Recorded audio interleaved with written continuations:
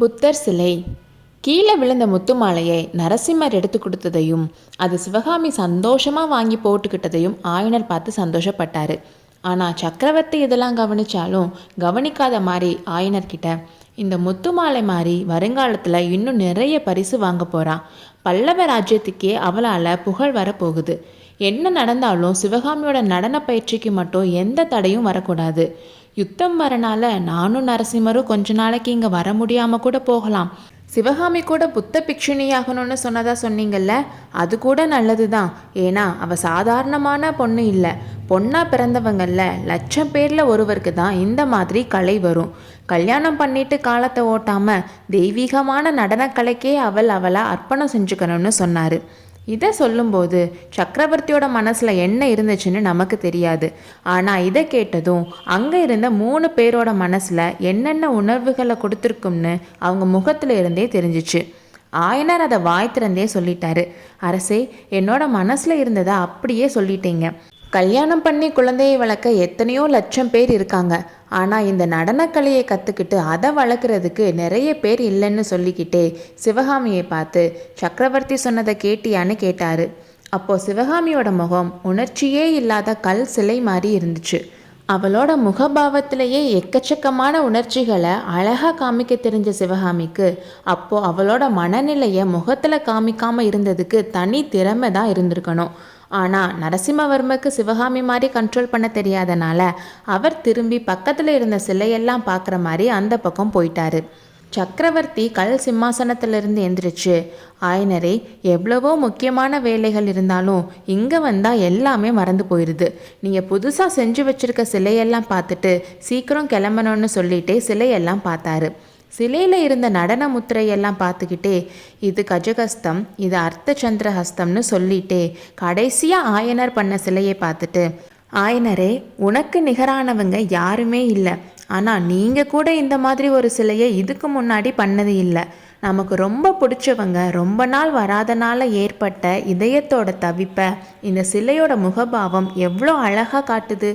கண்களும் கண் இமைகளும் புருவங்களும் கூட அழகாக பேசுதே. சிவகாமியோட அரங்கேற்றத்துக்கு அப்புறம் இந்த சிலையை செஞ்சு முடிச்சிருக்கீங்க இல்லையான்னு கேட்டார். ஆமாம் அரசே, இன்னைக்கு காலையில் தான் செஞ்சு முடித்தேன். சிவகாமி பெரிய மனசு பண்ணி இன்னைக்கு எனக்காக இன்னொருக்கு அபிநயம் பிடிச்சான்னு சொன்னார். சக்கரவர்த்தி சிவகாமியை பார்த்து, பரத சாஸ்திரத்தை எழுதின முனிவர் 7 வகை புருவ அபிநயம்னு தான் சொல்லியிருக்காரு.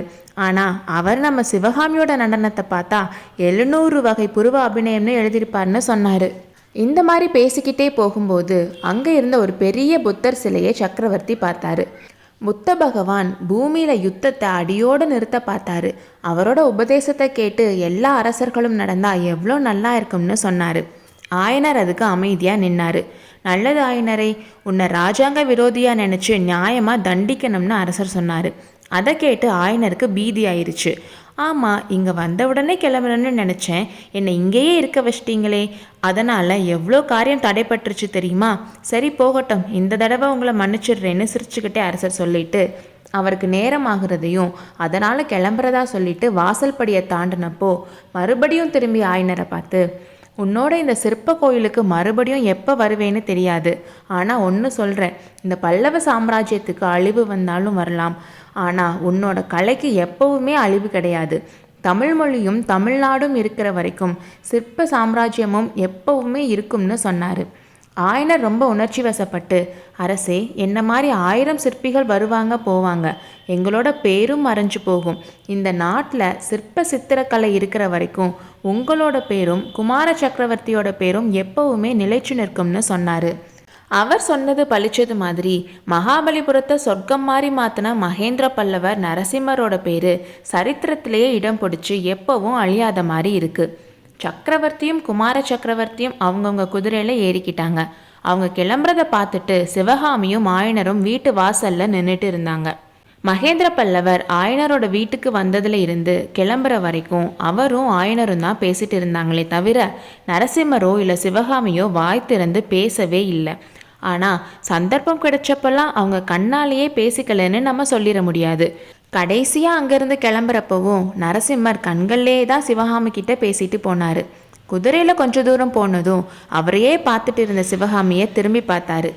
அவர் கையில் இருந்த வேலை தூக்கி பிடிச்சி சிவகாமியை பார்த்து ஒரு சிரிப்பும் சிரிச்சிட்டு குதிரையில் வேகமாக போயிட்டாரு. அவரோட சைகையை அவ புரிஞ்சுக்கிட்டா. குதிரை கண்ணில் இருந்து மறைஞ்சதுக்கு அப்புறம்தான் வீட்டுக்குள்ளே போனான். நரசிம்மர் வேலை தூக்கி பிடிச்சி சைகை காட்டினதை நினச்சி அவள் சந்தோஷப்பட்டுட்டு இருந்தப்போ தான் இன்னொரு விஷயம் அவளுக்கு ஞாபகம் வந்துச்சு. அந்த வேலுக்கு சொந்தக்காரன் எங்க? நரசிம்மர் நிறைய தடவை கண்களாலேயே அந்த கேள்வி கேட்டதையும் அதுக்கு பதில் சொல்ல முடியாமல் அவள் முழிச்சதையும் நினச்சப்போ அவளுக்கு சிரிப்பு வந்துச்சு.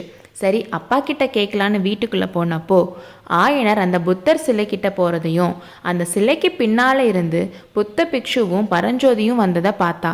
அப்போது சிவகாமிக்கு ஏற்பட்ட வியப்பையும் திகைப்பையும் சொல்ல இயலாது. அடுத்த அத்தியாயத்தில் சந்திப்போம்.